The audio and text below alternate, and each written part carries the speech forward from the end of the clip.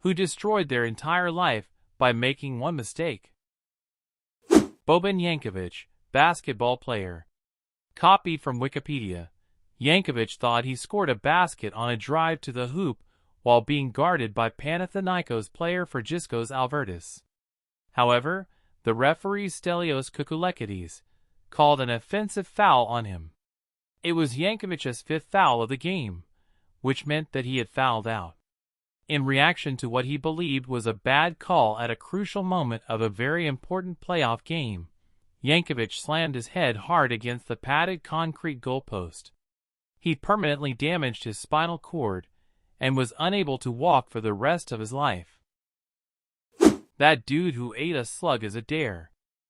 What happened? I just read the story about Sam Ballard, who in 2010 ate a small slug on a dare, was infected by a parasite carried by the slug, which put him in a coma and paralyzed him. He died 8 years later in 2018 at Hornsby Hospital, surrounded by 20 of his friends and family while saying goodbye. "Katie tells me the room was so full of love," Wilkinson said. One of his friends there in the room continued, "He had his voice and he said, 'I love you,' several times to Katie." Respected cardiothoracic surgeon tells a guy to stop smoking right outside the hospital doors. Guy turns around and punches him a single time in the head. King hit, or coward punched, whatever you want to call it. He falls to the floor and hits his head a second time. On life support for 4 weeks. Nothing left to save. My father. Years ago, he started a trucking company with his best friend at the time. The HQ of the company was in a neighbor state, a 6 hours drive or about 40-minute flight. And for some reason, my dad just wouldn't visit his company. Even with my mother pressing him to actually take care of his business, he would always say he trusted his friend, and since he only did the accounting for the company, he only needed the reports his friend would send him. Long story short, his best friend scammed him out $1 million, driving both their company and my family to complete bankruptcy, and fucked off to live in some tropical paradise. Andres Escobar, respected football player, made the mistake of scoring an own goal in an important World Cup game. Went back to his home country and got murdered for it as revenge for costing some dudes a bunch of money on football bets. I once worked as a personal assistant for a person who broke his neck due to diving into snow that was a little too hard. Near me there was a serious traffic collision. Several cars and 2 trucks. 3 people died when one truck plowed into stationary traffic at around 50 miles per hour. The crash and resulting fire was so horrific 2 people were only identified by their dead dog on the carriageway. It was microchipped. It was on the BBC News, and have been documentaries about it. The truck driver was on his phone. He was charged and is now in prison. A guy I graduated high school with died not long after finishing college in a drunk driving accident. I felt super bad for him and his family, until I learned that he was the drunk one, driving the wrong way on a major highway, and he crashed into a car head-on, killing an entire family. An entire family gone off this earth, because a 22-year-old dickhead drank too much and decided to drive. Ruined a shitload of lives because he didn't call a cab or stay on a friend's couch or something. Dennis Rader, the BTK serial killer. He avoided arrest for 30 years, then, in an apparent need for attention, began writing to the police, basically mocking them for never having caught him.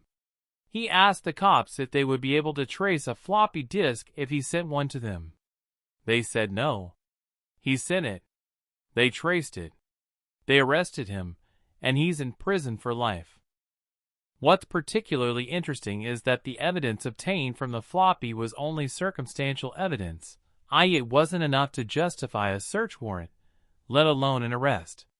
However, once they had Dennis Rader on their radar, they obtained a warrant to obtain DNA from his daughter's pap smear test, which apparently had familial DNA matches to DNA obtained from the bodies of one of Rader's victims, suggesting that the DNA obtained from the victim likely came from a close family member of Rader's daughter.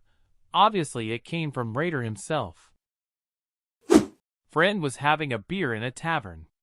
Some guys came in and started messing with my friend.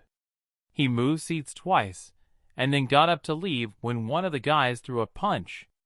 My friend threw one punch back, and the guy he hit landed in the ICU and wasn't expected to live. Friend was sitting in jail just waiting for the guy he punched to either die or recover. Turns out the guy he punched recovered. Friend took a reduced charge of aggravated assault. A felony. One punch.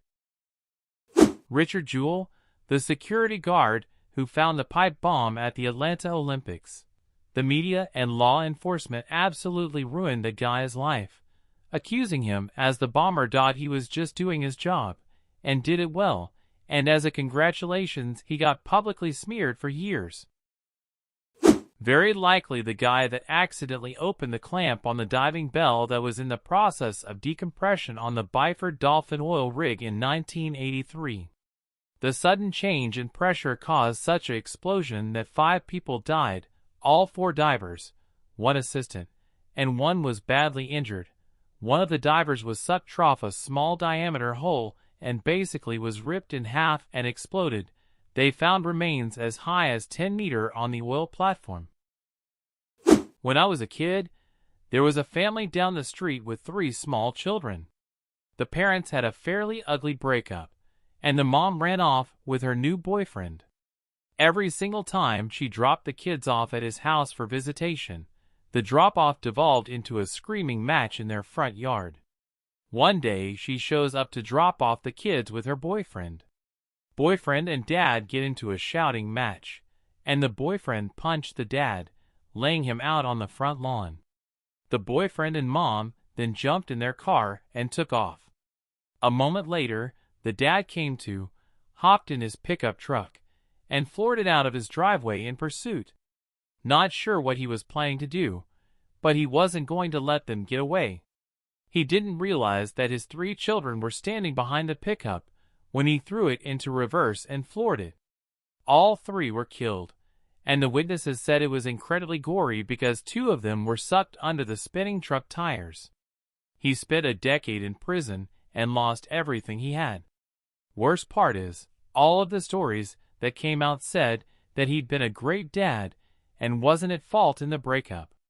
Mom had got herself hooked on drugs while trying to lose weight, and the boyfriend was her new dealer. He was a good guy who got stuck in a shitty situation and then made one horrific mistake.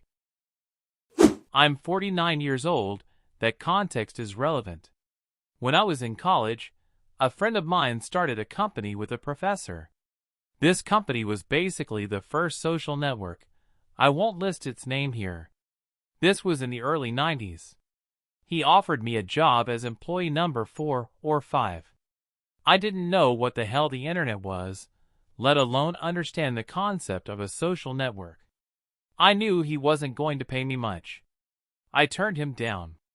3 years later, that company was sold for $190 million. They still only had a few employees. Every employee had equity, and every employee made millions by age 25, including several other friends. I was a junior employee at an insurance company when I heard. Gaw.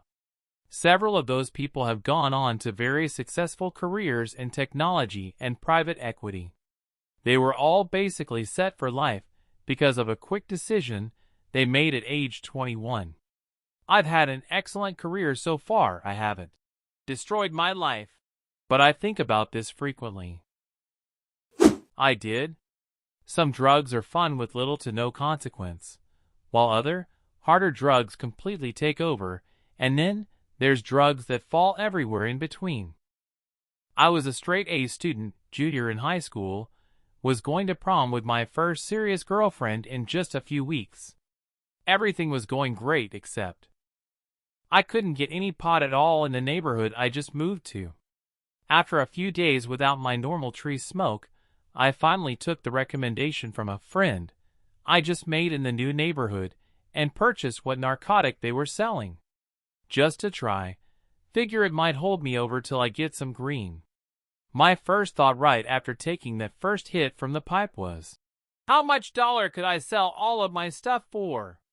I kid you not, one hit, I was completely destroyed. It took a little more than 12 years to kick my accidental crack habit. No job, no HS diploma, no family, no friends, no possessions at all, and 12 years just gone. And looking back, I really had no choice but to be a crackhead. There was no way I could stop, impossible. No one wants to be a crackhead. It is the devil's drug, and I feel so bad for anyone who has ever crossed its path, because I promise, they cannot make the choice to stop, no matter how bad they want to.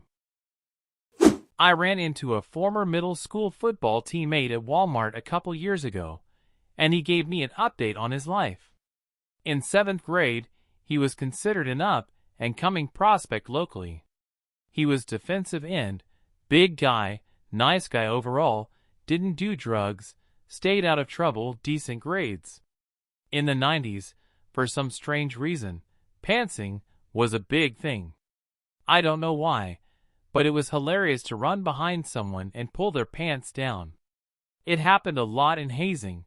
I myself was pantsed a couple times. It was stupid, but it was really a trending thing. Anyways, one day, while we were running our football cross-country run on a long path that circled the school out to the wooded area, we ran by a couple girls from the track team sharing the path. A different player dares the lineman to pants one of the girls. The moron does. He reacted so quickly I couldn't even tell him not to. It was seconds. Well, this girl was the daughter of a lawyer. As he ran away laughing, she was screaming at the top of her lungs that she was touched. I remember the police showing up and handcuffing him, and I thought to myself, well, why are the police here? It didn't occur to me at that age what was happening at all. I thought it was a prank that she just didn't like. He was arrested for sexual assault, convicted, and spent the rest of his teenage years in juvie. When I bumped into him at Walmart, he was picking up shopping carts. I had forgot all about him and that whole situation. He started to tell me that after juvie, he was marked for life. A registered sex offender, he couldn't get into college, he couldn't find work. He lived in public housing, and Walmart was his first job, but he had to lie on his application. He begged me not to mention his past to anyone there, because he was about to commit suicide before he landed this job. He said that every day he goes to sleep and remembers that prank, and every night he considers putting a gun to his head for it. That shit hit me so deep. Thousands of pants were pulled down that school year, and this dude picked the absolute worst person to target for a cheap laugh. After he was arrested, I remember all the pantsing stopped instantly, and the kids moved on to hitting people in the chest and yelling, "Open chest!" Thank you so much for watching. In the comments below, write about someone who ruined their whole life by making one mistake, and don't forget to check out our other videos.